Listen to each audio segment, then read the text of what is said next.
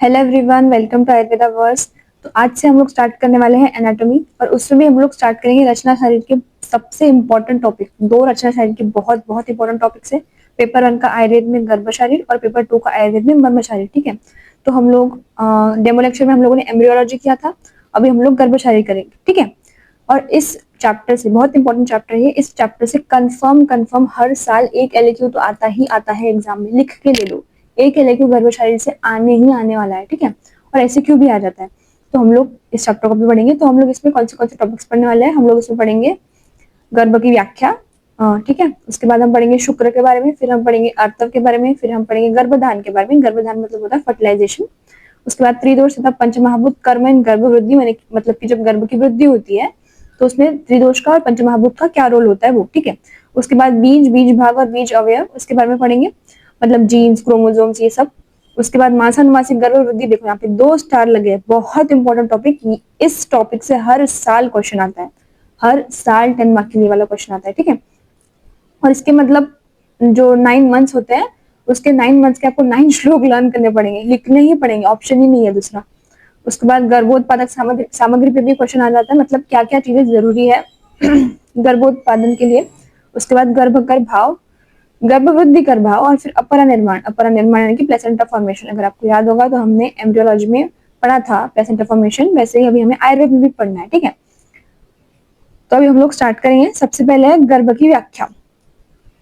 Question आ जाता है इससे। ठीक है, गर्भ की आपको व्याख्या लर्न करनी पड़ेगी। श्लोक दिए हुए हैं, एक है सुश्रुत के अनुसार और एक है चरक के अनुसार। दोनों श्लोक आपको याद करने पड़ेंगे। एक और है आई थिंक,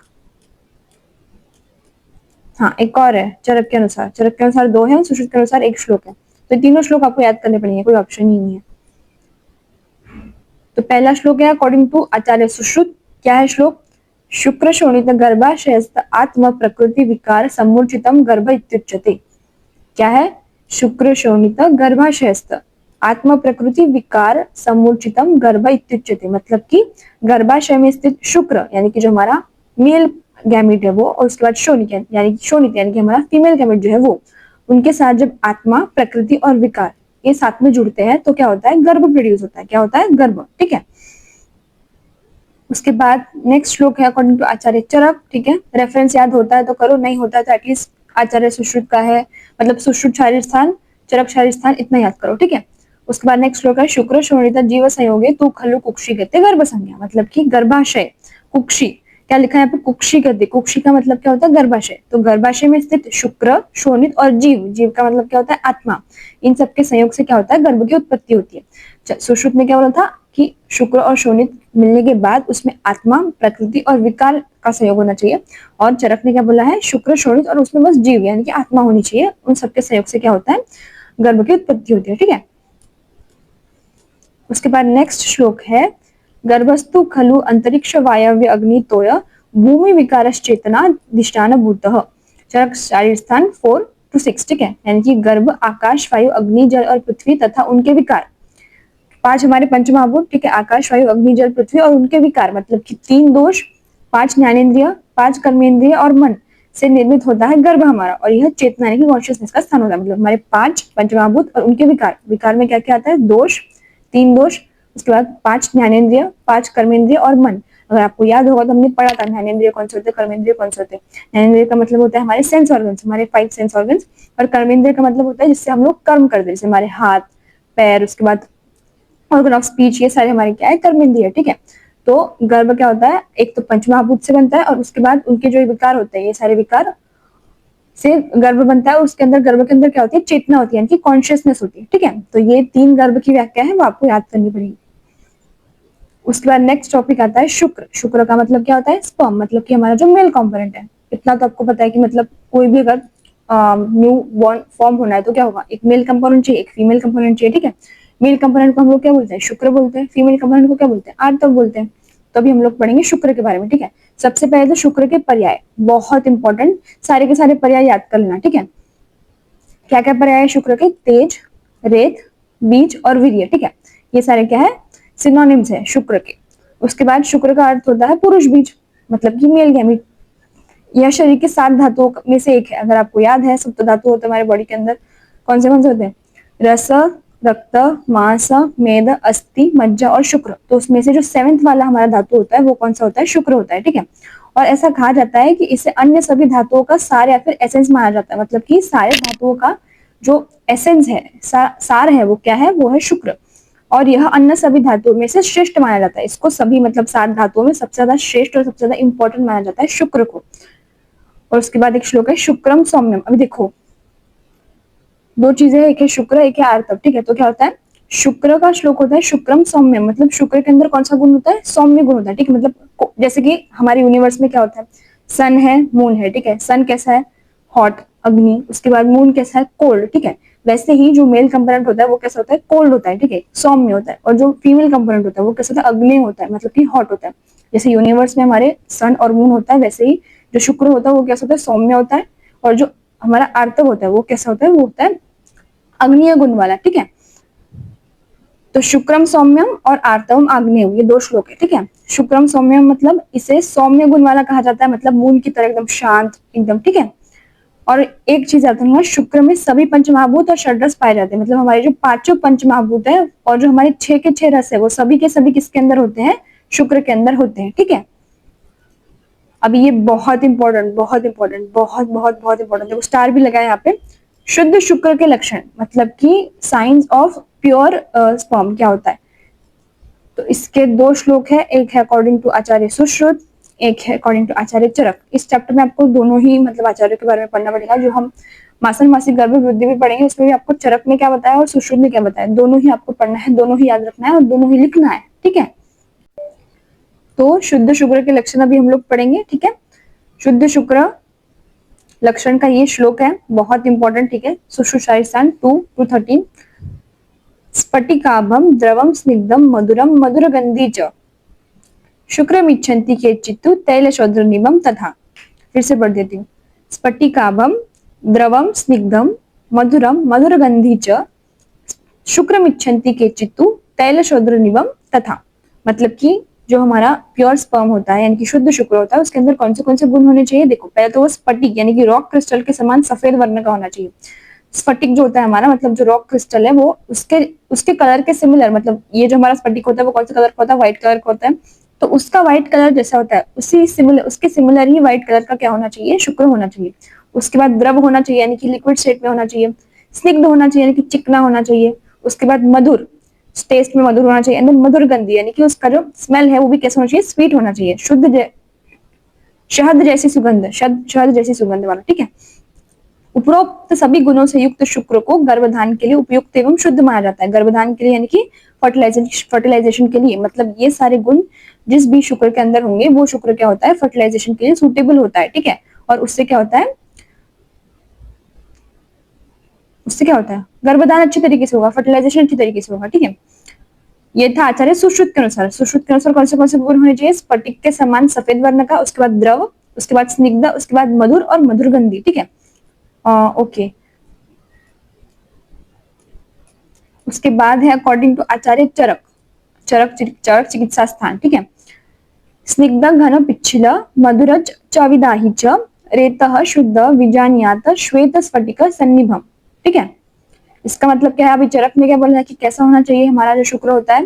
पहले तो स्निग्ध होना चाहिए, ठीक है। उसके बाद घन होना चाहिए, घन होना चाहिए मतलब थिक होना चाहिए। उसके बाद पिच्छिल, पिच्छिल मतलब कि स्टिकी होना चाहिए।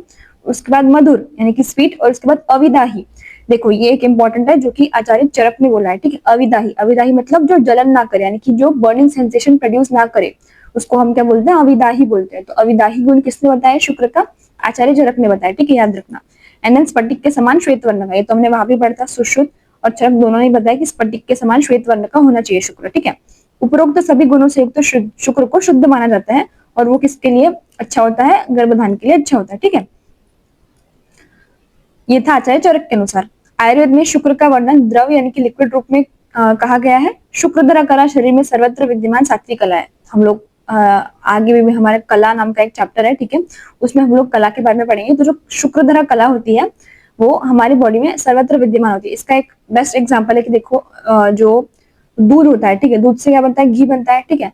तो जो घी है वो दूध के अंदर पहले से इनविजिबल फॉर्म में प्रेजेंट होता है। वैसे ही हमारी पूरी बॉडी के अंदर जो है स्पर्म जो होता है, शुक्र धातु जो होता है वो, स्पर्म नहीं, शुक्र धातु जो होता है वो हमारी बॉडी के अंदर, पूरी बॉडी के अंदर प्रेजेंट होता है एक फॉर्म में, ठीक है।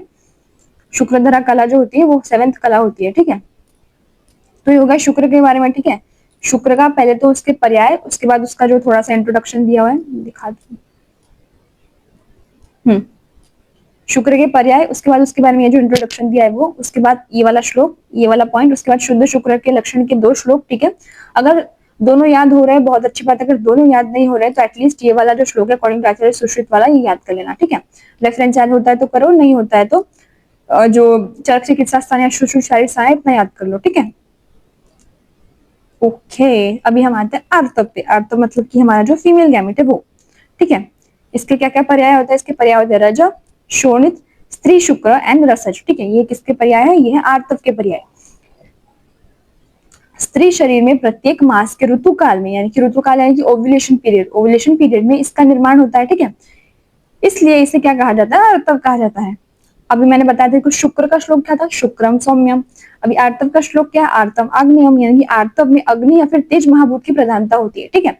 वो कैसा था? सौम्य था। ये कैसा होता है? आग्नेय होता है, ठीक है। अभी वैसे जहाँ पे हमने, वहां पे जैसे हमने शुद्ध शुक्र के लक्षण देखे थे, अब यहाँ हम देखिए शुद्ध आर्तव के लक्षण, ठीक है। इसका भी ये श्लोक है, ये वाला इंपॉर्टेंट है श्लोक, ये वाला याद कर लेना, ठीक है। सुश्रुत स्थान शशासृक प्रतिमं यत्तु यद्वा लाक्षारसोपमं तदार्तवं प्रशंसन्ति यद्वासो न विरंजेत। फिर से पढ़ देती हूँ। शशासृक प्रतिमं यत्तु यद्वा लाक्षारसोपमं तदार्तवं प्रशंसन्ति यद्वासो न विरंजेत। इसका मीनिंग क्या है? जो हमारा शुद्ध आर्तव होता है उसके अंदर कौन से गुण होने चाहिए?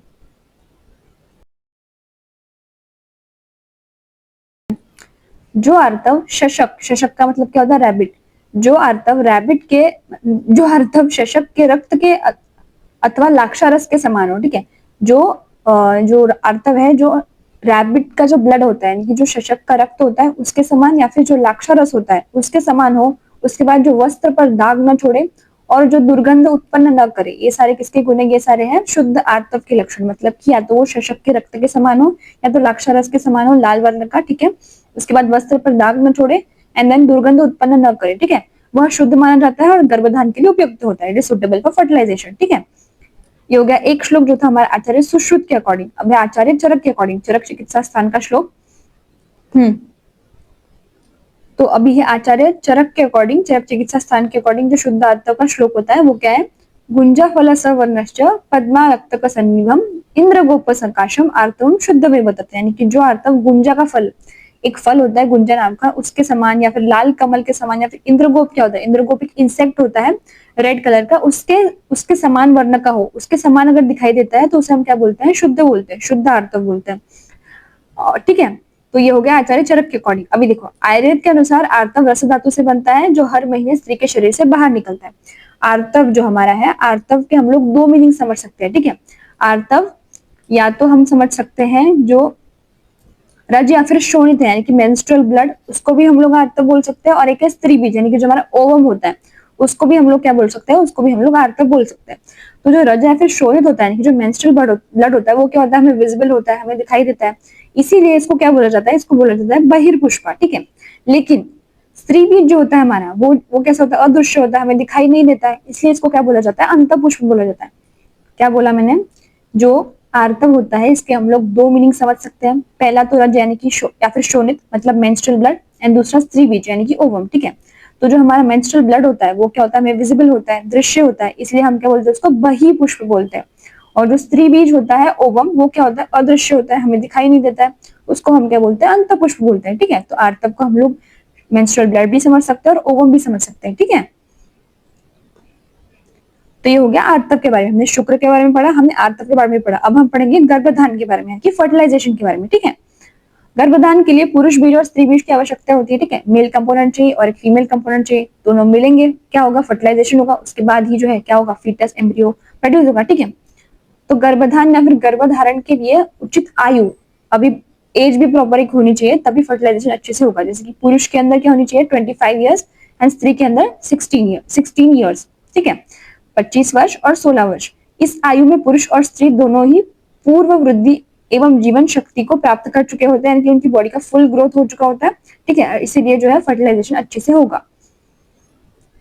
अगर अपरिपक्व यानी कि इमेच्योर पुरुष बीज और अपरिपक्व स्त्री बीज, यानी कि अगर कोई पुरुष बीज यानी कि मेल कंपोनेंट और फीमेल कंपोनेंट इमेच्योर है, ठीक है, अपरिपक्व यानी कि इमेच्योर है, तो उससे क्या बनेगा, अपरिपक्व गर्भ बनेगा, यानी कि इमेच्योर हमारा एम्ब्रियो बनेगा, जिससे क्या होगा, गर्भ या तो जो जो बॉर्न होगा वो या तो वीक बॉर्न होगा या तो फिर उसकी इमीडिएटली डेथ हो जाएगी बर्थ के बाद, ठीक है।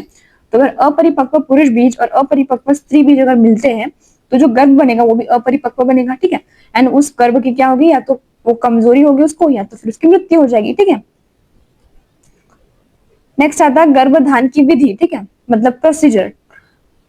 ऋतुकाल गर्भधान के लिए उपयुक्त समय होता है, ठीक है, गर्भधारण के लिए मतलब सबसे सुटेबल टाइम कौन सा होता है, सुटेबल टाइम होता है ऋतुकाल।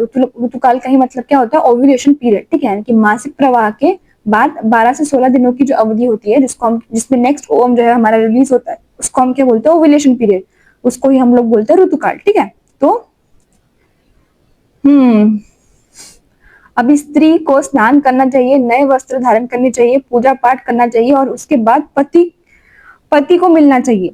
स्नान करने के बाद स्त्री जिस पुरुष को सबसे पहले देखती है वह वैसे ही लक्षणों वाले पुत्र को जन्म देती है। बताओ,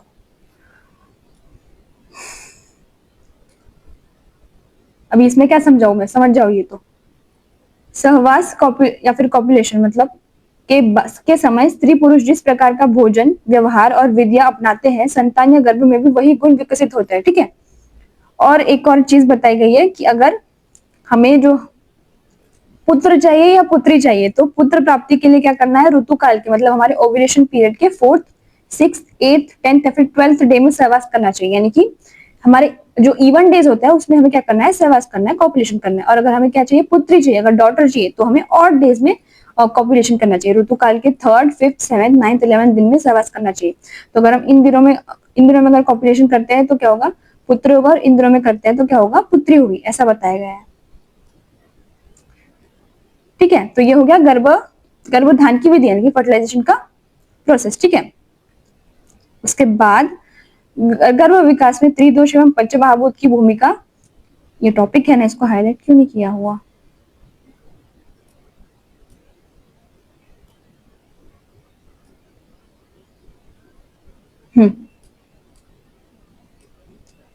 तो अभी जो हमारा गर्भ प्रोड्यूस होता है, ठीक है, और गर्भ का जो विकास होता है उसमें त्रिदोष का क्या रोल होता है, पंचमहाभूत का क्या रोल होता है, ठीक है।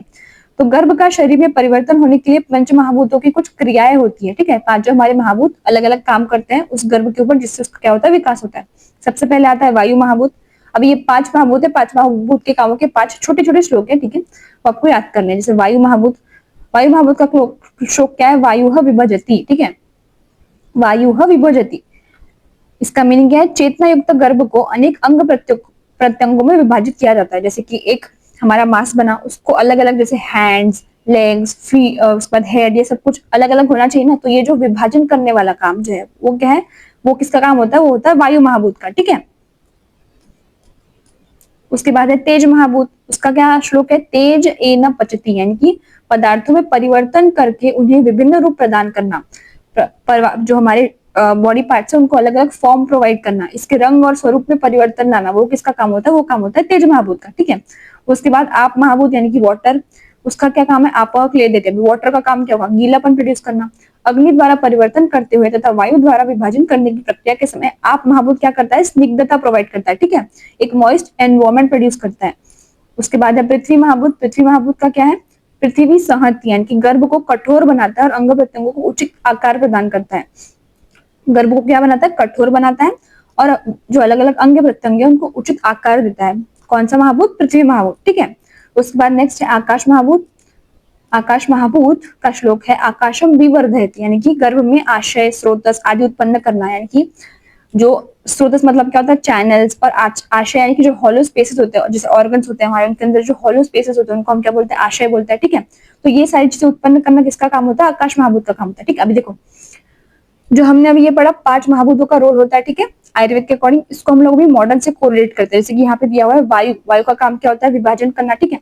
तो वैसे ही डिवीजन का प्रोसेस कहाँ पे होता है, हमने देखा था क्या होता है, क्लीवेज होता है जाइगोट का, जिससे क्या होता है आगे चल के एम्ब्रियो फीटस फॉर्म होता है, ठीक है। वैसे ही फिर तेज महाभूत का काम क्या है, ट्रांसफॉर्मेशन, जैसे कि उसका हम रिलेट कर सकते हैं फॉर्मेशन ऑफ जर्म लेयर्स से, ठीक है। उसके बाद जल महाभूत का काम क्या होता है, मॉइस्चरिंग करने वाला जो हमारा फीटस होता है उसके अंदर कौन सा कंपोनेंट होता है, एमनियोटिक फ्लूइड। पृथ्वी का काम क्या है, हार्डनिंग, तो इसका काम मतलब various proper shape of various अंग प्रत्यंग, मतलब वेरियस हमारे बॉडी पार्ट्स को प्रॉपर शेप प्रोवाइड करना, तो इसका काम है पृथ्वी महाभूत का। और फिर आकाश महाभूत का काम क्या है, हॉलोनेस प्रोड्यूस करना, जैसे कि मैंने बोला आशय, उसके बाद स्रोतस, इस सबको उत्पन्न करने का काम किसका होता है, आकाश महाभूत का। यानी कि फॉर्मेशन ऑफ आशय यानी कि कैविटीज, स्रोतस यानी कि चैनल्स, यानी कि बॉडी के अंदर कैविटीज को और चैनल्स को प्रोड्यूस करने का काम कौन करता है, आकाश महाभूत करता है। ठीक है, तो ये हो गया इसका मॉडर्न कोरिलेशन। ठीक है, तो ये वाला हो गया पूरा का पूरा रोल ऑफ पंचमहाभूत इन फॉर्मेशन ऑफ या फिर विकास ऑफ गर्भ। ठीक है, नेक्स्ट क्वेश्चन है बीज, बीज भाग और बीज भाग अवयव। ये भी क्वेश्चन आया हुआ है पास्ट ईयर में। शुद्ध शुक्र शुद्ध आर्तव क्वेश्चन आता ही है, अगर आया तो आर्तव एक्सप्लेन करो और फिर उसके शुद्ध आर्तव के लक्षण लिखो, ऐसा क्वेश्चन आएगा। सिमिलरली या तो सिमिलरली क्वेश्चन शुद्ध शुक्र के लिए भी आ सकता है, या तो फिर ऐसा भी क्वेश्चन आ सकता है कि शुद्ध शुक्र और शुद्ध आर्तव के लक्षण लिखो, 5 मार्क्स के लिए। ठीक है, आता है तो वो शुद्ध शुक्र शुद्ध आर्तव एकदम अच्छे से कर लेना। और बीज, बीज भाग अवयव पे भी क्वेश्चन आया है 5 मार्क्स का। ठीक है, तो बीज, बीज भाग और बीज भाग अवयव का मैंने लिख दिया। देखो बीज का मतलब क्या होता है, गैमीट होता है। ठीक है, उसके बाद बीज भाग का मतलब होता है क्रोमोसोम, एंड बीज भाग अवयव का मतलब होता है जीन्स। ठीक है, तो ये उसका श्लोक है, अगर आपको याद होता है तो करो, वरना ठीक है थ्योरी कर लो। ठीक है, अभी देखो सिंपल चीज है, देखो मनुष्य से मनुष्य और गाय से गाय का ही जन्म होता है, क्योंकि प्रत्येक प्राणी के बीज और बीज भाग विशिष्ट होता है, जिसको लॉ ऑफ हेरिडिटी जो हमने नीट के टाइम पे पढ़ा था, अगर आपको याद हो तो। ह्यूमन बींग से ह्यूमन बींग ही बॉर्न होगा, काउ से काउ ही बॉर्न होगी। क्यों? क्योंकि सबके जो बीज और बीज भाग यानी कि जीन्स है, क्रोमोसोम से, गैमीट से, ये सब कुछ क्या है, अलग अलग है। ठीक है, जिस अंग या अवयव के बीज या बीज भाग में दोष होता है, जैसे जिस क्रोमोसोम में या फिर जिस जीन में डिफेक्ट होता है, उसी अंग में विकृति उत्पन्न होती है। ठीक है, और वह दोष गर्भ में भी जा सकता है। जिस जीन में या जिस क्रोमोसोम में डिफेक्ट है, अगर वो क्रोमोसोम जाता है गर्भ के अंदर, तो क्या होता है, गर्भ में भी वही विकार उत्पन्न होगा। अभी आचार्य सुश्रुत क्या बोलते हैं इसके ऊपर, ये आचार्य चरक का था आई थिंक, हाँ ये चरक का श्लोक था, उसका एक्सप्लेनेशन था, तो आचार्य चरक ये बोलते हैं। ठीक है, अभी आचार्य सुश्रुत क्या बोलते हैं, आचार्य सुश्रुत बोलते हैं कि यदि शुक्र और शोणित कुष्ठ यानी कि त्वचा रोग से दूषित हो जाते हैं, तो उनसे उत्पन्न गर्भ में भी कुछ रोग की उत्पत्ति होती है। मतलब कि कुछ ऐसे स्पेसिफिक डिसीजेस होते हैं, वो अगर क्रोमोसोम के अंदर, शुक्र और शोणित के अंदर अगर वो डिसीज है, तो अगर उससे जो गर्भ प्रोड्यूस होता है उसके अंदर भी वो डिसीज होगा। जैसे कि शुक्र शोणित के अंदर अगर कुष्ठ से दूषित हो, शुक्र शोणित कुष्ठ से दूषित हो, ठीक है, मतलब बेसिकली आप ये समझ सकते हो कि जो मदर एंड फादर है उनमें से किसी को अगर कुष्ठ है, तो उनसे जो गैमेट्स बने हैं, उनसे जो प्रोड्यूस होगा, उसके अंदर भी क्या होगा, कुष्ठ रोग होगा। यदि शुक्र और शोणित कुष्ठ, या कुष्ठ का मतलब क्या होता है, स्किन डिसीज, त्वचा रोग से दूषित हो जाते हैं, तो उनसे उत्पन्न गर्भ में भी कुष्ठ रोग उत्पन्न होगा। ठीक है, यदि बीज शुद्ध हो तो उससे उत्पन्न संतान भी कैसे भी शुद्ध और स्वस्थ होगी। ठीक है, कुछ कुलज प्रवृत्तियां कि हेरिडिटरी भी संतान में प्रवेश करते हैं। ठीक है, जैसे कुछ डिसीजेस क्या होते हैं, हेरिडिटरी होते हैं, जो क्या होता है, पास ऑन करते हैं जनरेशन टू जनरेशन। जैसे कि मधुमेह है कि डायबिटीज, उसके बाद श्वेत कुष्ठ है कि ल्यूकोडेमा है कि व्हाइट व्हाइट वो होता है ना स्किन के ऊपर। उसके बाद अनुवांशिक जितने भी सारे हेरिडिटरी डिसीजेस है, वो क्या होते हैं, वो पास ऑन करते हैं जनरेशन टू जनरेशन। ओके, तो ये हो गया आपका बीज, बीज भाग और बीज भाग अवयव के बारे में। ठीक है, उसके बाद नेक्स्ट मोस्ट इंपॉर्टेंट टॉपिक इस चैप्टर का, सबसे इंपॉर्टेंट टॉपिक, मैं तो बोलती हूँ अगर मैं आज लेक्चर डाल रही हूँ ना, आज के आज ही एक पेपर लो, उसके ऊपर ये जो सारे 9 महीने 9 मंथ्स है ना, 9 मंथ्स के 9 श्लोक लिखे हैं, 9 मंथ्स के 9 श्लोक एक पेपर पे लिखो एंड इसको लर्न करते रहो, क्योंकि चांस है, बहुत हाई चांस है कि ये क्वेश्चन आएगी हर साल। इस साल आया, अगले साल फिर यही क्वेश्चन आता है, अगले साल फिर ये क्वेश्चन, ऐसे कंटिन्यूअसली ये क्वेश्चन आया हुआ है एग्जाम में। तो सोचो कितना इंपॉर्टेंट है ये। तो ये 9 के 9 श्लोक तो आपको लर्न करने ही करने पड़ेंगे। ठीक है, तो एक पेपर लो, उसके ऊपर सारे के सारे श्लोक लिखो एंड लर्न करते रहो। ठीक है, उसके बाद क्या है, इधर की तरफ पहुंच गई, हाँ नहीं, हाँ तो मासानुमासिक गर्भवृद्धि यानी कि फीटल डेवलपमेंट, अगर आपको याद होगा तो हमने एम्ब्रियोलॉजी में भी पढ़ा था कि जो 9 मंथ्स होते हैं, हर एक मंथ में क्या चेंज आता है फीटस में, क्या क्या नया डेवलप होता है। Month wise development of embryo या फिर फीटस हमने देखा था एम्ब्रियोलॉजी वाले चैप्टर में, उसका ही अभी सेम हमें आयुर्वेद का देखना है कि आचार्य चरक क्या बोलते हैं कि कौन से मंथ में क्या होता है, आचार्य सुश्रुत क्या बोलते हैं कि कौन से मंथ में क्या होता है। ठीक है, तो मासानुमासिक गर्भवृद्धि में सबसे पहले प्रथम मास हम लोग सारे के सारे 9 मंथ्स के बारे में पढ़ेंगे, हर एक मंथ में क्या होता है। ठीक है, आचार्य चरक ने क्या बोला है कि क्या होता है, आचार्य सुश्रुत ने क्या बोला है कि क्या होता है। ठीक है, तो प्रथम मास का श्लोक है प्रथमे मास से। वैसे तो आपको सुश्रुत और चरक दोनों के श्लोक लर्न करना, मतलब अगर आप करते हो तो अच्छी बात है, लेकिन मुझे नहीं लगता आप लोगों से होंगे, इसलिए मैंने सिर्फ सुश्रुत के ही लिखे हैं। तो मतलब आप एटलीस्ट सुश्रुत के भी याद करें, अगर इतना भी करते हो तो भी चल जाएगा, इट्स ओके। ठीक है, तो पहले मंथ का श्लोक है, एटलीस्ट मतलब हर मंथ का आपको एक श्लोक तो लिखना ही है। दोनों में से आपको जो भी इजी लगता है वो लिखो, ठीक है। मैंने जो इजी वही लिखे है। प्रथमे मासी कलल जायते, सुश्रुत शालिस्थान 3/15। ठीक है, प्रथमे मासी कलल जायते, आचार्य सुश्रुत के अनुसार प्रथम मास में क्या होता है, गर्भ कलल यानी कि मोरुला की अवस्था में होता है। कलल का मतलब क्या होता है, मोरुला, मोरुला स्टेज में होता है फर्स्ट मंथ में जो हमारा गर्भ होता है वो, ठीक है। और आचार्य चरक क्या बोलते हैं, पहले मास में गर्भ में सभी अंग प्रत्यंग सूक्ष्म रूप में होते हैं, ठीक है, अव्यक्त रूप में होते हैं, वह स्पष्ट रूप से प्रकट नहीं होते। आचार्य सुश्रुत क्या बोलते हैं, फर्स्ट मंथ में जो गर्भ होगा वो किसके फॉर्म में होगा, कलल के फॉर्म में, यानी कि मोरुला के फॉर्म में। आचार्य चरक क्या बोलते हैं कि जो फर्स्ट मंथ होता है उसके अंदर जो गर्भ होता है उसके अंदर सारे के सारे जो अंग प्रत्यंग होते हैं वो कैसे सूक्ष्म होते हैं, स्पष्ट दिखाई नहीं देते हैं, ठीक है, अव्यक्त रूप में होते हैं। ये हो गया फर्स्ट मंथ का। अभी नेक्स्ट है सेकंड मंथ। सेकंड मंथ में क्या होता है, सेकंड मंथ का श्लोक थोड़ा सा बड़ा है लेकिन इजी है, इतना डिफिकल्ट नहीं है, ठीक है। द्वितीयो शीतोष्मानी लैर भी पच्यमानानाम महाभूतानाम संघातो घनः संजायते यदि पिंड पुमान स्त्री चेत पेशी नपुंसक चेदबुर्दमिति। सुश्रुत शालिस्थान 3/15। ठीक है, फिर से पढ़ू।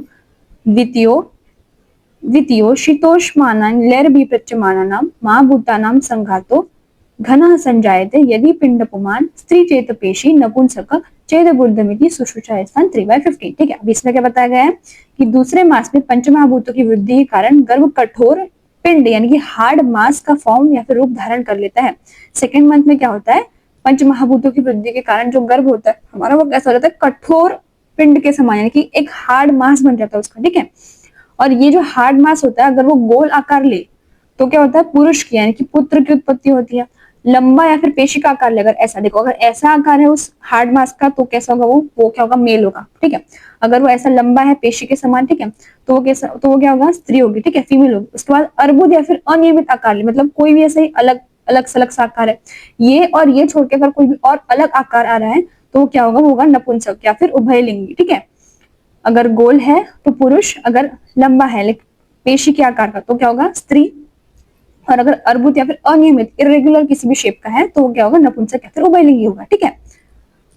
तो ये हो गया सेकंड मंथ के बारे में। उसके बाद है थर्ड मंथ यानी कि तृतीय मास। तृतीय मास का श्लोक क्या है, तृतीय हस्तपाद शीरसा पंचपिंडिका निवर्तन्ति अंग प्रत्यंग विभागश्च सूक्ष्म भवति। ठीक है, हस्तपाद शीरसा पंचपिंडिका, पंचपिंडिका प्रोड्यूस होती है इस मंथ के अंदर। पंचपिंडिका मतलब हमारे देखो, मतलब 5 क्या बोलते हैं उसको हम, 5 प्रोजेक्शंस निकलते हैं हमारे, 2 हाथ 2 पैर और एक हमारा हेड मतलब शीर, ठीक है, हस्त पाद और शीर। तो ऐसे पंचपिंडिका यानी कि 5 प्रोजेक्शंस निकलते हैं। आचार्य सुश्रुत के अनुसार तीसरे महीने में 5 पिंडिका यानी कि प्रोजेक्शंस विकसित होते हैं जिनसे 2 हाथ 2 पैर और शीर यानी कि सिर की उत्पत्ति होती है, ठीक है। और इस समय सभी अंग प्रत्यंग सूक्ष्म और अविभाजित यानी अनडिफरेंशिएटेड अवस्था में होते हैं, ठीक है। ये हो गया आचार्य सुश्रुत के अकॉर्डिंग। अभी आचार्य चरक के अकॉर्डिंग तीसरे महीने में सभी अंग प्रत्यंगों का निर्माण एक साथ यानी कि साइमल्टेनियसली होता है। थर्ड मंथ में क्या होता है, सारे के सारे जो अंग प्रत्यंग है वो एक साथ क्या करते हैं, ग्रो कर रहे होते हैं अकॉर्डिंग टू आचार्य चरक। और आचार्य सुश्रुत क्या बोलते हैं, थर्ड मंथ में हमारी बॉडी से जो गर्भ होता है उससे 5 पिंडिका या फिर प्रोजेक्शन निकलती है जिससे आगे चल के हमारे 2 हाथ 2 पैर और सिर उत्पन्न होता है, ठीक है। तो ये होता है थर्ड मंथ में, ठीक है। उसके बाद फोर्थ मंथ यानी कि चतुर्थ मास। चतुर्थे सर्वांग प्रत्यांग विभाग प्रव्यक्ते भवति गर्भ हृदय प्रव्यक्ति भावत चेतना धातुर व्यक्तो भवति। सुश्रुत शालिस्थान 3/15। ठीक है, अब इसका मतलब क्या है, क्या होता है फोर्थ मंथ में, चौथे महीने में गर्भ के सभी मुख्य अंग प्रत्यंग स्पष्ट रूप से विभाजित होते हैं। अब तक हम लोग क्या देख रहे थे कि जो सारे उनके अंग प्रत्यंग होते हैं वो कैसे होते हैं, अविभाजित होते हैं, अस्पष्ट होते हैं, ठीक है। लेकिन फोर्थ मंथ में क्या हो जाता है, जो गर्भ के मुख्य अंग प्रत्यंग है, जो मेन ऑर्गन्स एंड सब ऑर्गन्स होते हैं वो सारे के सारे स्पष्ट रूप में विभाजित हो जाते हैं, क्लियरली डिफरेंशिएट हो जाते हैं फोर्थ मंथ में, ठीक है। हृदय का स्पष्ट विकास होता है, उसके कारण चेतना धातु यानी कि आत्मा अपनी इच्छाओं को व्यक्त करता है। क्या होता है फोर्थ मंथ में, जो हृदय होता है वो क्या होता है, डेवलप हो जाता है। तो वो क्या करता है, उसके अपने डिजायर्स को एक्सप्रेस करता है, जो उसकी इच्छाएं हैं उनको व्यक्त करने लगता है। इसी कारण जो गर्भवती स्त्री होती है उसको क्या बोलते हैं, दहृदनी बोलते हैं। क्योंकि देखो पहले तो जो प्रेग्नेंट वुमन है उसका एक हार्ट है, ठीक है, उसके अंदर जो फीटस है उसका भी हार्ट डेवलप हो गया है, 2 हार्ट हो गए। इसीलिए इस कंडीशन में जो स्त्री होती है, गर्भवती स्त्री, उसको क्या बोला जाता है, दौहिर्दनी, क्योंकि उसकी बॉडी के अंदर क्या होते हैं, 2 हार्ट्स होते हैं ना, दौहिर्दनी यानी कि 2 हार्ट जिसके अंदर है उसको हम बोलेंगे दौहिर्दनी। जो गर्भवती स्त्री है उसको हम दौहिर्दनी बोलेंगे, ठीक है, क्योंकि उसके अंदर 2 हृदय होते हैं। इस समय गर्भवती स्त्री की सभी इच्छाओं को पूर्ण करना चाहिए। जैसे मैंने बोला कि अगर हृदय डेवलप हो गया तो वो क्या करेगा, अपनी डिजायर्स एक्सप्रेस करेगा, इच्छाएं होगी स्त्री को कुछ कुछ, ठीक है। तो ऐसा कहा जाता है कि जो गर्भवती स्त्री होती है उसकी सभी इच्छाओं को पूरा करना चाहिए, ठीक है। यही अगर इन इच्छाओं की पूर्ति न की जाए तो उत्पन्न शिशु में विकृत भुजाएं, नेत्र विकार आदि उत्पन्न होते हैं। मतलब कि स्त्री को जो भी इच्छा होती है उसकी सारी इच्छाएं पूरी करनी चाहिए। जैसे कुछ खाने का मन कर रहा है तो वो उनकी इच्छाएं सारी पूरी करनी चाहिए, क्योंकि अगर ऐसा बताया गया कि अगर इच्छाओं को हम पूरा नहीं करते तो क्या होगा, जो शिशु उत्पन्न होता है, ठीक है, जो बेबी बॉर्न होगा उसके अंदर विकृत भुजाएं होंगी, कि उसके जो लिम्स है वो शायद डिफेक्टेड हो, या फिर नेत्र विकार हो, आईज डिफेक्टेड हो आदि जो है। मतलब बेसिकली अगर जो गर्भवती स्त्री है उसकी अगर इच्छा को हम लोग पूरा नहीं करते हैं तो जो बॉर्न होगा बेबी उसके अंदर कोई ना कोई डिफेक्ट होगा, ऐसा कहा गया है, ठीक है। किसने कहा है, आचार्य सुश्रुत ने, ठीक है। अभी आचार्य चरक क्या बोलते हैं, गर्भ स्थिरता प्राप्त करता है। जो 4th मंथ होता है उसमें गर्भ कैसा होता है, वो स्टेबल होने लगता है, ठीक है। और इसी कारण स्त्री के शरीर में भारीपन या फिर हेवीनेस उत्पन्न होता है। अभी देखो धीरे धीरे करके क्या होता है, जो गर्भ होता है हमारा वो ग्रो करता जाएगा, तो जो बेबी है वो कैसा होगा, हैवी होता जाएगा, ठीक है। तो इस मंथ में क्या होता है, जो गर्भ होता है वो स्टेबल होने लगता है। इसकी वजह से जो स्त्री होती है उसको क्या होता है, बॉडी के अंदर हैवीनेस फील होता है, भारीपन फील होता है, ठीक है, अकॉर्डिंग टू आचार्य चरक। उसके बाद पंचम मास यानी कि 5th मंथ। 5th मंथ में क्या होगा, पंचमे मनः प्रतिबुद्धतर भवति, सुश्रुतास्थान 3/28। आचार्य सुश्रुत क्या बोलते हैं, गर्भ का मन स्पष्ट रूप से प्रकट होने लगता है। गर्भ का जो मन होता है वो स्पष्ट रूप से प्रकट होने लगता है 5th मंथ में। उसके बाद आचार्य चरक ने कहा है, गर्भ में मांस यानी कि फ्लैश और शोणित यानी कि ब्लड का निर्माण होता है। आचार्य चरक के अनुसार जो मांस होता है और शोणित होता है यानी कि फ्लैश और ब्लड का निर्माण होता है 5th मंथ में, ठीक है। अतः गर्भवती स्त्री दुर्बल, क्षीण व पतली अनुभव होते हुए। इसकी वजह से क्या होता है, देखो अगर जो बेबी है, ठीक है, वो क्या है, फीमेल की बॉडी के अंदर है, अगर उस जो बेबी है उसके अंदर फ्लैश और ब्लड अगर प्रोड्यूस हो रहा है, ठीक है, मतलब वो क्या कैसे होता जा रहा है, हैवी होता जा रहा है, तो जो मदर है वो जो भी न्यूट्रिशन ले रही है वो सारा का सारा उसका मोस्ट ऑफ द पार्ट कहाँ जा रहा है, बेबी को जा रहा है, क्योंकि बेबी को अपना डेवलपमेंट करना है, ठीक है। इसलिए जो स्त्री होती है वो कैसे हो जाएगी, दुर्बल हो जाएगी, क्षीण और पतली अनुभव होगी, मतलब कि वो थोड़ी सी वीक हो जाएगी, क्योंकि सारा नरिशमेंट कहाँ जा रहा है, बेबी को जा रहा है ना। अतः गर्भवती स्त्री दुर्बल, क्षीण और पतली अनुभव करती है, ठीक है। कौन से मंथ में, 5th मंथ में। 4th मंथ में हमने क्या देखा था, आचार्य चरक ने बोला था कि स्त्री के शरीर में भारीपन प्रोड्यूस होता है, और 5th मंथ में आचार्य चरक बोलते हैं कि स्त्री का शरीर कैसा दिखेगा, दुर्बल, क्षीण और पतला, ठीक है। उसके बाद षष्ठ मास, इसमें मेरा फेवरेट श्लोक, षष्ठे बुद्धि, मोस्ट फेवरेट श्लोक है मेरा ये, ऐसे होने चाहिए श्लोक, मस्त छोटे से क्यूट से।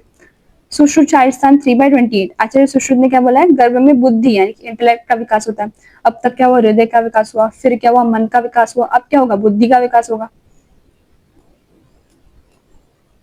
फिर आचार्य चरक क्या बोलते हैं, गर्भ में बल और वर्ण का अधिक विकास होने लगता है। जो गर्भ होता है उसकी स्ट्रेंथ बढ़ने लगती है, उसका जो बॉडी का वर्ण होता है वो डिफाइन होने लगता है। गर्भवती स्त्री को विशेष रूप से बल और कांति की हानि का अनुभव होता है। अभी देखो जो चीजें गर्भ के अंदर डेवलप होगी वो चीजें जो गर्भवती स्त्री है उसके अंदर कम हो जाएगी। जैसे कि अगर गर्भ के अंदर बल बढ़ रहा है तो जो गर्भवती स्त्री है उसमें जो बल होगा उसकी हानि होगी, बल कम होगा। अगर गर्भ के अंदर वर्ण का विकास हो रहा है तो जो गर्भवती स्त्री है उसका जो वर्ण है, उसकी जो कांति है, ठीक है, वो क्या होगी, वो कम हो जाएगी। ये था अकॉर्डिंग टू आचार्य चरक। अभी नेक्स्ट है सप्तम मास यानी कि 7th मंथ। 7th मंथ में क्या होगा, सप्तमे सर्वांग प्रत्यंग विभाग प्रव्यक्ततरः, सुश्रुतास्थान 3/28। आचार्य सुश्रुत के अनुसार गर्भ के सभी अंग प्रत्यंगों का विभाजन स्पष्ट हो जाता था। पहले हमने क्या देखा था कि क्या था, जो मेन ऑर्गन्स थे, मेन अंग प्रत्यंग थे, वो ही क्या हुए थे, विभाजित हुए थे, डिफरेंशिएट हुए थे। अभी 7th मंथ में क्या होता है, सारे ही जो ऑर्गन्स है, ठीक है, सारे ही ऑर्गन्स एंड सब ऑर्गन्स अंग प्रत्यंग डिफरेंशिएट हो जाएंगे, विभाजन हो जाएगा उनका, वो स्पष्ट हो जाएंगे, ठीक है। और आचार्य चरक क्या बोलते हैं, गर्भ के सभी इंद्रिय और अवयव पूर्ण रूप से विकसित हो जाएंगे, ठीक है। अतः गर्भवती स्त्री को अत्यधिक थकान का अनुभव होगा। जो गर्भ है वो बहुत ज्यादा मतलब डेवलप करने लगा, ठीक है। इसकी वजह से जो स्त्री होती है, गर्भवती स्त्री, उसको क्या होता है, थकावट होती है, थकान होती है, ठीक है। उसके बाद 8th मंथ में क्या होगा, अष्टमे अस्थिरी भवत ओजः, अष्टमे अस्थिरी भवत ओजः। आचार्य सुश्रुत के अनुसार ओज स्थिर हो जाता है यदि इस समय ओज अस्थिर हो जाता है, यदि इस समय शिशु का जन्म हो जाए तो ओज के अस्थिर होने के कारण वह जीवित नहीं रह पाता, ठीक है। 8th मंथ में ऐसा बोला जाता है, जो ओज होता है, ओज क्या होता है, हमारा सारे धातुओं का सार भाग, और किसके लिए जरूरी होता है, हमारे बॉडी की स्ट्रेंथ के लिए, हमारी इम्यूनिटी के लिए ओज जरूरी होता है, ठीक है। तो ऐसा बोला जाता है कि जो 8th मंथ है उसके अंदर जो ओज होता है वो अनस्टेबल हो जाता है, ठीक है, अस्थिर हो जाता है। और अगर 8th मंथ में जो है गर्भ का क्या होता है, बेबी बॉर्न होता है अगर, तो क्या होता है, वो सर्वाइव नहीं कर पाता है, क्योंकि जो ओज होता है वो क्या होता है, अनस्टेबल होता है। इस समय शिशु का जन्म हो तो ओज के अस्थिर होने के कारण वह जीवित नहीं रह पाता, उसकी क्या हो जाती है, मृत्यु हो जाती है, ठीक है। ऐसा आचार्य सुश्रुत बोलते हैं, ठीक है। उसके बाद आचार्य चरक के अनुसार माता और गर्भ के बीच ओज का परस्पर आदान प्रदान होता है, मतलब कि माता जो होती है और गर्भ जो होता है उसके बीच में क्या होता है, ओज का ट्रांसफर होता है, आदान प्रदान होता है, ठीक है, 8th मंथ में। उसके बाद है 9th मंथ यानी कि नवम मास। इसका क्या श्लोक है, नवम दशम एकादश द्वादशानाम तमस्मीन जायते अतो अन्यथा विकारी भवति। सुश्रुत 3/28। इसका मतलब क्या है, गर्भ पूर्णतः विकसित हो जाता है 9th मंथ में, ठीक है, फुल्ली डेवलप्ड हो जाता है। आचार्य सुश्रुत के अनुसार गर्भ का जन्म 9th, 10th, 11th and 12th day में से किसी भी मास 12th में से किसी भी मास में हो सकता है।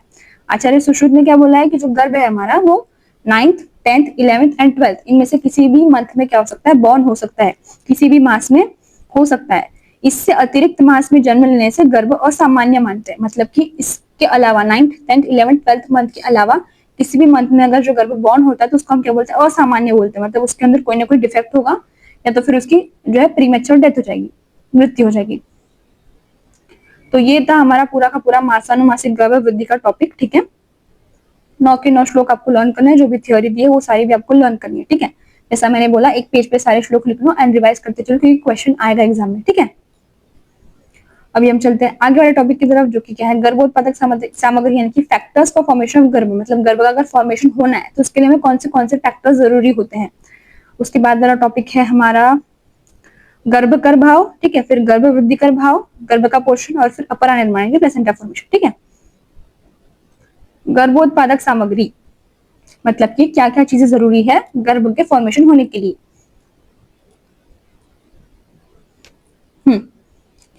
उसका ये श्लोक है, ठीक है।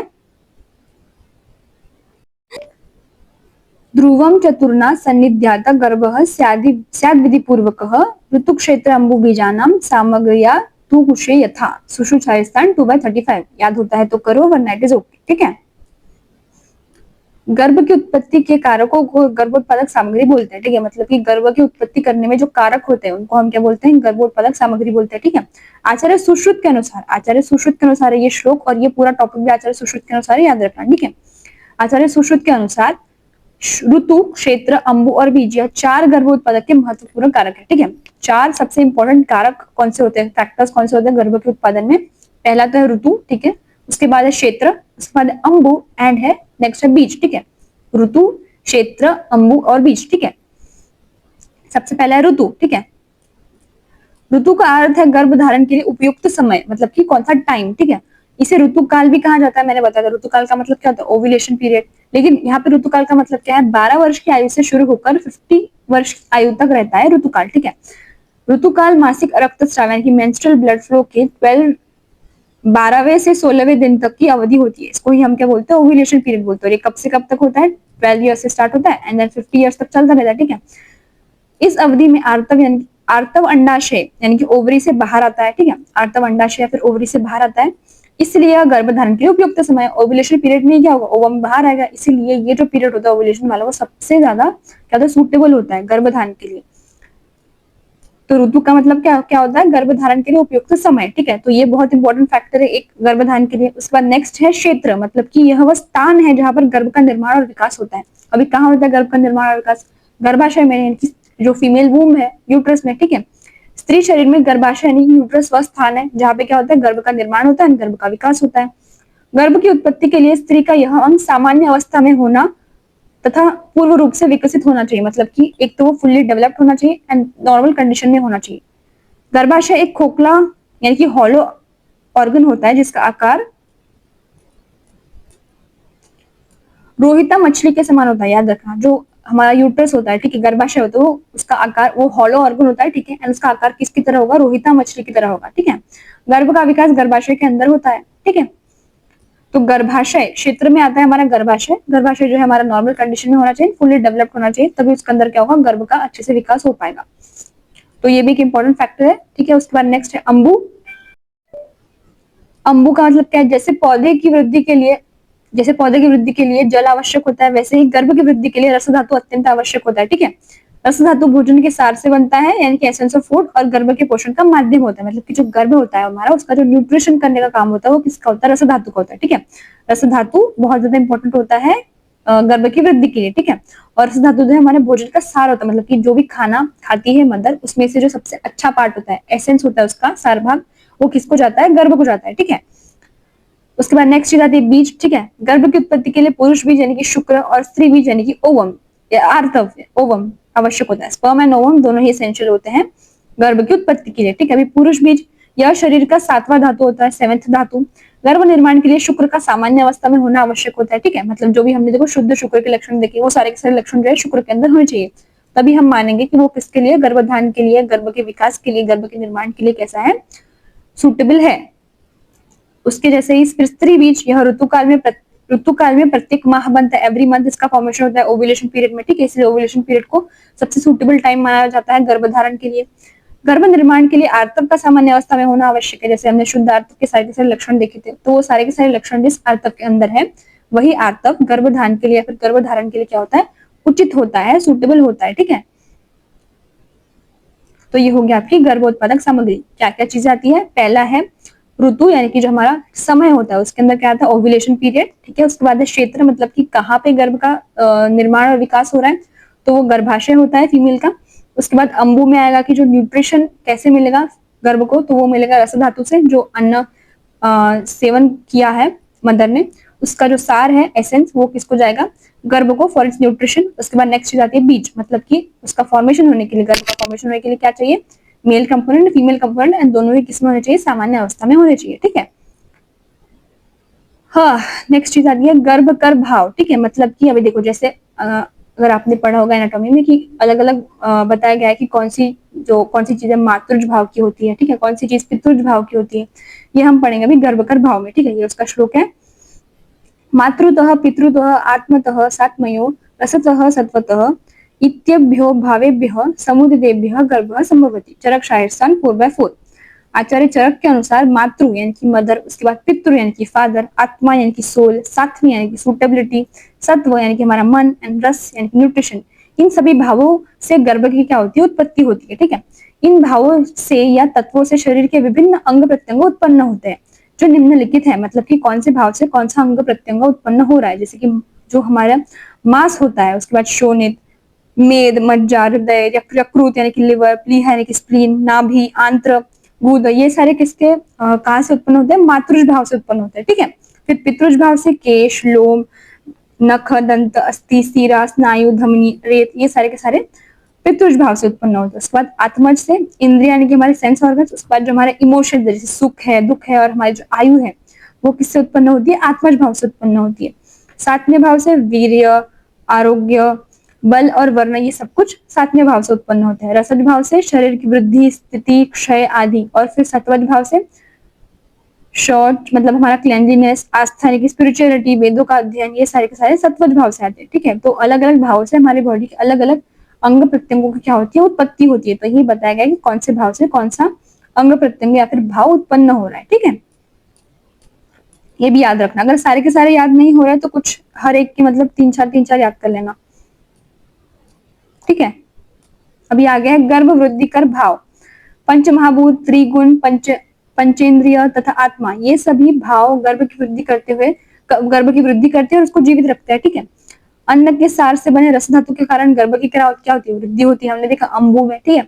माता के आहार रस के कारण गर्भ गर्भाशय में बढ़ता है। जो माता अन्न का सेवन करती है, उस अन्न के सार से, उस अन्न के एसेंस से क्या होता है, गर्भ की वृद्धि होती है।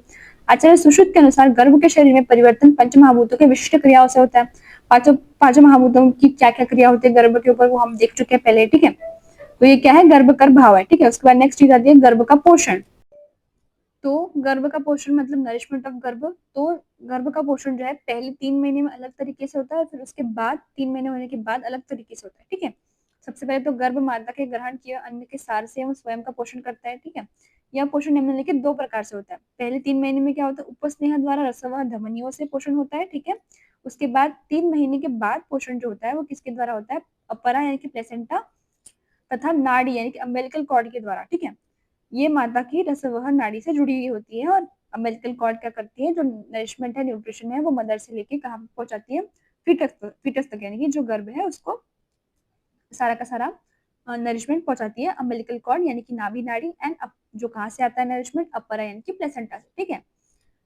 तो ये हो गया हमारा गर्भ का पोषण, ठीक है, इस पे क्वेश्चन नहीं आता है, ठीक है।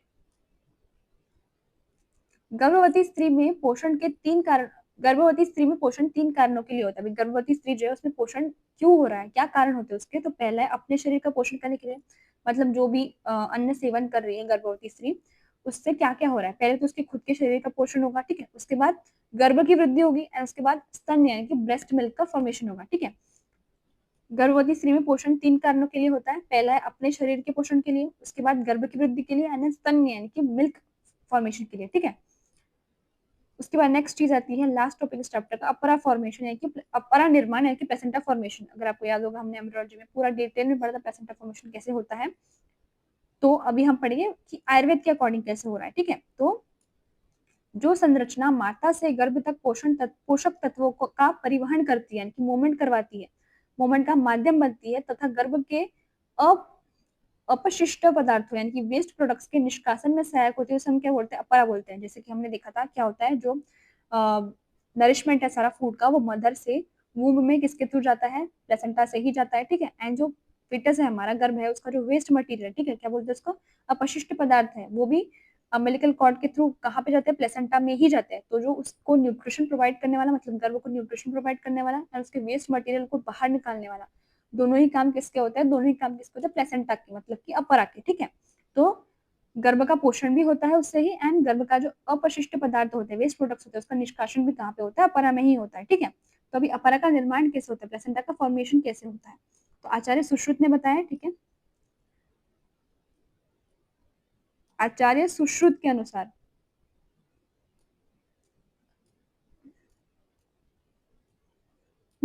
आचार्य सुश्रुत के अनुसार कैसे हो रहा है अपरा का निर्माण, गर्भवती स्त्री में गर्भ के दबाव के कारण अंतर्वहिनी स्रोत यानी कि चैनल्स फॉर पैसेज ऑफ आर्तव अवरुद्ध हो जाते हैं, ठीक है। क्या होता है गर्भवती स्त्री में, देखो गर्भ यूट्रस के अंदर जो है बढ़ता जा रहा है, तो क्या होता है, जो गर्भ तो क्या होता है, जो अंतर्वहिनी स्रोत यानी चैनल्स ऑफ पैसेज ऑफ आर्तव, जिस पैसेज के थ्रू आर्तव जो है वो बाहर निकलता है, वो पैसेज के कैसे होते हैं, अभी देखो यूट्रस में अगर कहीं भी बढ़ रहा है, तो जो पैसेजेस है आर्तव की मूवमेंट के, वो कैसे हो जाएंगे, ब्लॉक हो जाएंगे, ठीक है। अतः गर्भवती स्त्री में मासिक स्राव यानी कि मेंस्ट्रुएशन नहीं होगा, ठीक है। तो नीचे की ओर मार्ग अवरुद्ध होने के कारण यह प्रवाह ऊपर की ओर गमन करता है और अपरा का निर्माण करता है, मतलब कि जो रक्तस्राव है, मेंस्ट्रुएशन है, अगर जो आर्तव का वे है, पाथ है, वो क्या हो गया, ब्लॉक हो गया, तो मेंस्ट्रुएशन नहीं हो पा रहा है। तो ये जो प्रवाह है वो क्या होता है, उसको मेंस्ट्रुएशन होगा, क्या होता है, मेंस्ट्रुएशन होता है, और नीचे के मार्ग से जो है पूरा मेंस्ट्रुअल ब्लड बाहर निकल जाता है। लेकिन अगर वो मार्ग ब्लॉक है, अगर वहां पे मेंस्ट्रुअल ब्लड नहीं जा पा रहा है, तो क्या होता है, जो मेंस्ट्रुअल ब्लड का जो फ्लो है वो ऊपर की तरफ चला जाता है, प्रवाह जो होता है वो ऊपर की ओर गमन करने लगता है, और उससे क्या होता है, प्लेसेंटा या फिर अपरा का फॉर्मेशन होता है, ऐसा बताया आचार्य सुश्रुत ने, ठीक है। और उसके बाद जो अपरा का फॉर्मेशन हो गया, उसके बाद जो शेष भाग बच जाता है उसमें से, वो क्या होता है, और ऊपर जाकर स्तनों में पहुंचता है, ठीक है। जिससे क्या होता है, स्तन उन्नत हो जाते हैं, ठीक है, एनलार्ज हो जाते हैं। माता के भोजन का सार अपरा तथा नाभि नाड़ी के द्वारा गर्भ तक पहुंचता है, जिससे क्या होता है, उसका पोषण होता है, ठीक है। तो ये हो गया अपरा या फिर प्लेसेंटा फॉर्मेशन का। एक आपको प्रो टिप देती हूँ, अगर प्लेसेंटा फॉर्मेशन का क्वेश्चन आता है एग्जाम के अंदर, तो प्लेसेंटा फॉर्मेशन का पूरा लिखना, ठीक है। उसके बाद थोड़ा सा कभी भी देखो, कभी भी अगर आपको एग्जाम में क्वेश्चन आ रहा है, सपोज अगर मॉडर्न का क्वेश्चन आया है, जैसे स्पर्म या फिर ओम एक्सप्लेन करने के लिए पूछा है, तो उसमें थोड़ा सा आयुर्वेद वाला पार्ट भी ऐड कर देना, जैसे थोड़ा सा शुक्र के बारे में लिख दिया, थोड़ा सा आर्तव के बारे में लिख दिया, इससे एग्जामिनर पर अच्छा इंप्रेशन पड़ता है। सिमिलरली अगर कोई आयुर्वेद का क्वेश्चन आ रहा है, ठीक है, इस अपरा निर्माण पे क्वेश्चन अगर आ गया, तो आप थोड़ा सा प्लेसेंटा फॉर्मेशन भी इसमें ऐड कर दो। अगर आयुर्वेद पूछे तो इसमें थोड़ा सा मॉडर्न भी लिखो, आयुर्वेद पूछे तो आयुर्वेद ज्यादा लिखो, मॉडर्न थोड़ा सा लिखो, उसके बाद मॉडर्न पूछे तो मॉडर्न ज्यादा लिखो, आयुर्वेद थोड़ा सा लिखो, मतलब दोनों ही चीजें लिखो, ठीक है। तो यहाँ पे आपका गर्भशाली वाला टॉपिक भी कंप्लीट हो जाता है, ठीक है। इसमें से क्वेश्चन कहाँ से आ सकता है, गर्भ वृद्धि कर भाव से एलएक्यू आ सकता है, ठीक है। उसके बाद अपरा निर्माण पे भी आ सकता है, गर्भोत्पादक सामग्री पे भी क्वेश्चन आ सकता है, एसएक्यू, ठीक है। उसके बाद हाँ, मासानुमासिक गर्भ वृद्धि पे क्वेश्चन एलएक्यू आ सकता है, ठीक है। उसके बाद पंचमहाभूत का जो रोल है उसके ऊपर भी ऐसे क्यों आ सकता है। उसके बाद शुद्ध शुक्र शुद्ध आर्तव पे आ सकता है क्वेश्चन। एंड गर्भ की व्याख्या तो आपको तीनों की तीनों करनी है, ठीक है। तो यहाँ पे हमारा गर्भ शरीर वाला चैप्टर खत्म होता है, ठीक है। टाइम टेबल के अकॉर्डिंग अभी हम हर रोज एनाटॉमी का एक एक टॉपिक करके एनाटॉमी को खत्म करेंगे 10 डेज के अंदर, ठीक है। अभी हम मिलेंगे अगले लेक्चर में। Bye bye, thank you.